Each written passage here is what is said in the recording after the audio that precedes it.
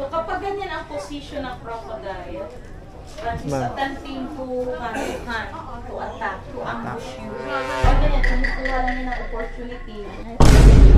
Baka biglang tumalon dito. Tara at samahan kami sa isang tourist spot ng Puerto Princesa City kung saan makakakita ka ng literal na buhaya. Ito ay sa tabing National Highway lang. Walang iba ang Palawan Wildlife Rescue and Conservation Center o mas kilalang Crocodile Farm ng Palawan. Pagpasok nga namin sa lobby, nagbungad ang napakalaking skeleton ng crocodile na si Rio. Si Rio nga pala ay isang salt crocodile na nahuli sa south ng Palawan dahil nga sa nagkaroon ng pag-atake ng buhayang ito sa isang mangingisda, kung kaya't hinuli si Rio at dinala dito sa Wildlife Conservation Center or Crocodile Farm. Syempre, pwede nyo malaman ang buong istorya once makapag city tour kayo dito sa Puerto Princesa City.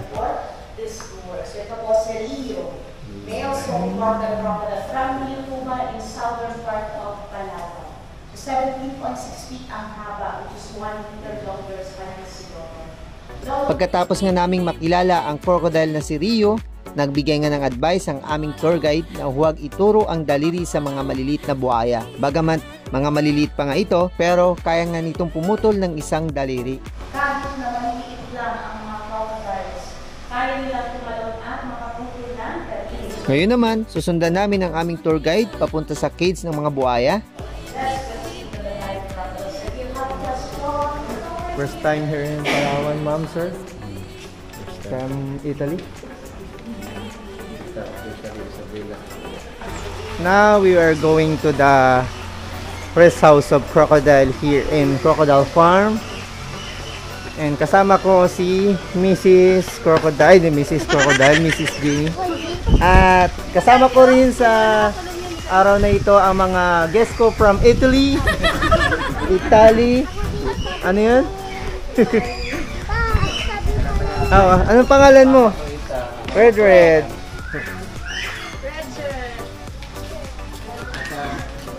Ngayon, we are entering in the rest house of crocodile.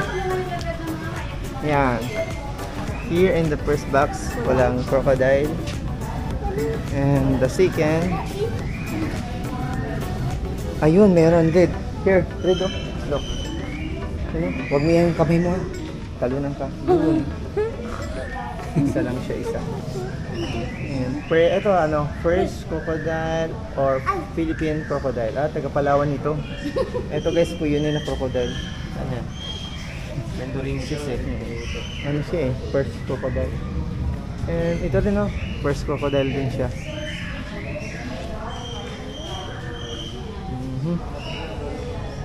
Tahimik sila guys. Pinagbabawal talaga na magturo-turo ng daliri dito. Kasi kahit maliliit sila, pero pwede sila makaputol ng daliri. Here naman, another first crocodile. Sabihin sa ilog lang sila galing. Ito naman guys, saltwater crocodile. Ito mga maaalat ang lasa nila niya. Kasi salt crocodile. Another salt crocodile. Yan dami. Yan pa. Lahat po yan meron. Ay, ito malaki na. Masakit na to. Ayan o. Ito mas laki na. Mas malaki yung kabila. Another crocodile. Ito malaki na guys. Malaki na. Malaki. Malaki na. Hindi yan palaka. Crocodile. Ay, ito yung malalaki dyan. Ay, sir. Sir from Italy. Forward tayo para makaakyat. Maya.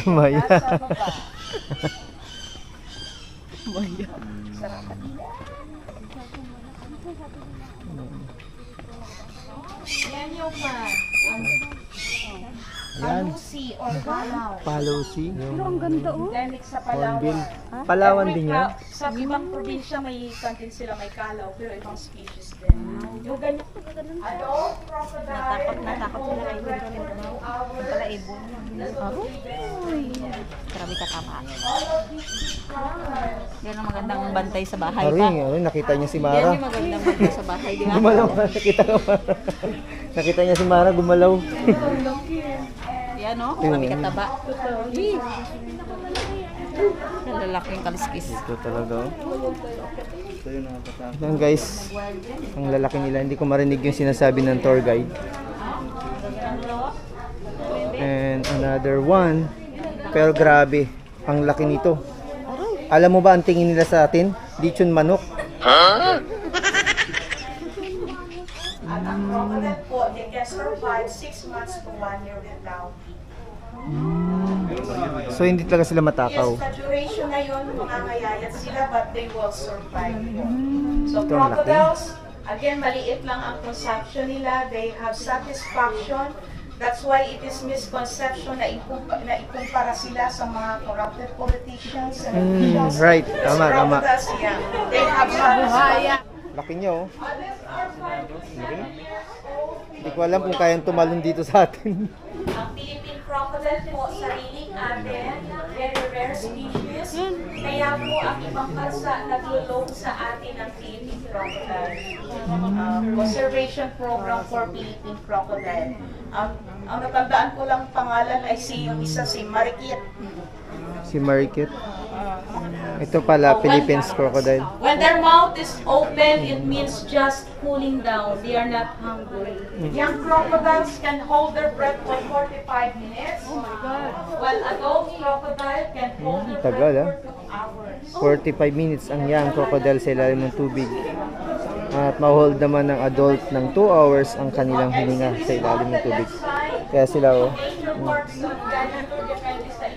Wala man silang hasang, pero kaya nilang tumagal ng 2 oras sa ilalim ng tubig. Yan? Ayan oh. Pero pag mga bata pa daw, 45 minutes lang. May hagis dyan na 10,000 sa gitna. Ay, kaya ko pa yan. Kaya mo pa ito labanan? Maliliit yan. Oo. Ay, doon. Ganun. Okay na lang. Kahit 1 million pa, no? Tisay yun. Tisay daw yan, si Tisay. Babae. Guys, si Tisay. Ang laki niya, oh. Ito mga ano to? Mga salt crocodile. So kapag ganyan ang position ng crocodile, Francis, Ma'am. attempting to hand, to attack, to ambush you. Huwag ganyan, kumukuha lang yan ng opportunity. Oh.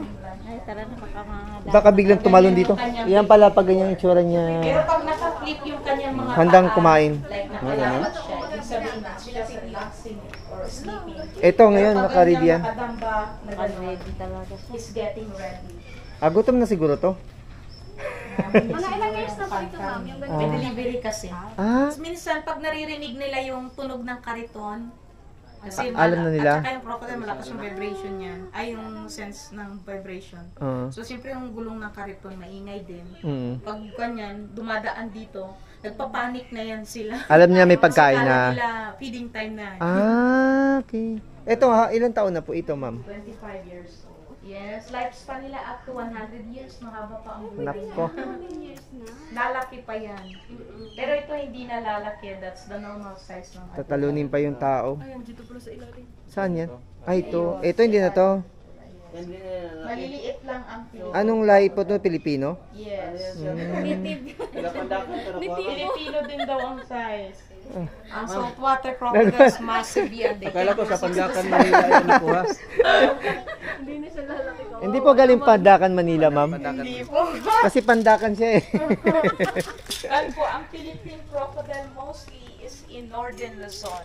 Luzon Ang only. kanyang scientific name ay Crocodilus mendorensis from the word Mindoro dahil unang natagpuan sa Mindoro. Mindoro. Okay. Salamat sa idea, information.